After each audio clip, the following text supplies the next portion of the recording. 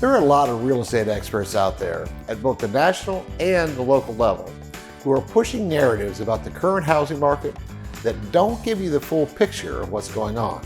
These statistics are provided by the Austin Board of Realtors. This is for the entire Austin Metro in May of 2022. This is just the city of Austin. Every video I've watched and nearly every article I've read focuses on these two numbers. Even though the number of sales or transactions is declining, the median price is still going up. This is true in both the city of Austin and in the overall metro. Now, I agree, that is exactly what these two numbers are saying. But in that same report, there are other numbers which paint a slightly different picture of what's going on and what we can expect moving forward. And if you stick around for this video, I'm going to tell you all about it.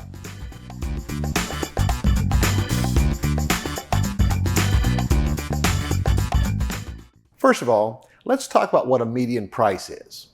The median price is an attempt to show the price point where the majority of transactions have taken place.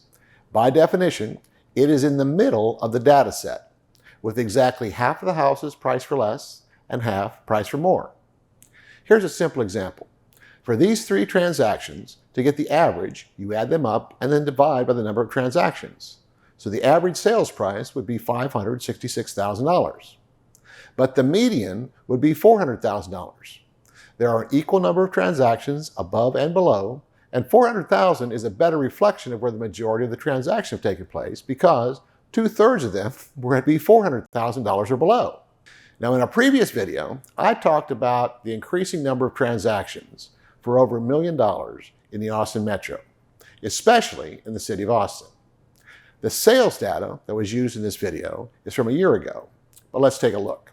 With the exception of houses priced over $1 million, there were increases in the number of houses listed for sale in the higher price tiers, and a decrease in the number of listings in the price tiers under $400,000. In the city of Austin, it's even more dramatic.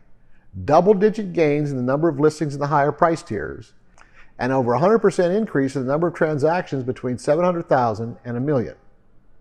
Another interesting call-out is there were about the same number of sales for homes priced over $1 million as there were for homes priced between $400,000 and $500,000.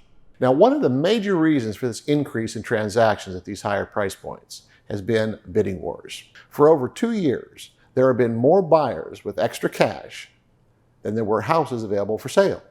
And in order to get a house, those buyers paid more than the list price. Now, if we go back to that same reporting provided by the Austin Board of Realtors, you'll notice that the number of pending transactions have decreased, both in the overall metro and in the city of Austin. This would suggest that the number of closed transactions in the upcoming months would decrease like they did in May. But are those pending transactions at the same elevated price points like they were in May? Remember, the closed transactions in May represents agreements that were signed 30 to 60 days prior, and the pending transactions in May won't be included in the closed transaction number for another 30 to 60 days. And if there are no bidding wars, then those pending sales in May could very well be lower than the May median price points. But why would we assume there are no more bidding wars? We'll take a look at this. Both new listings and active listings increased in May. This is true in both the overall metro and the city of Austin. If there are more houses to choose from, then there is less chance a buyer would need to pay over list price to outbid someone else. In fact, they might not have to pay list price at all. According to current MLS data, there are almost as many current listings with price reductions as new listings.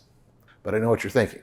If prices are being reduced, then if I wait, then maybe they'll go even lower. Well, that might happen. But here's what's happened in the past.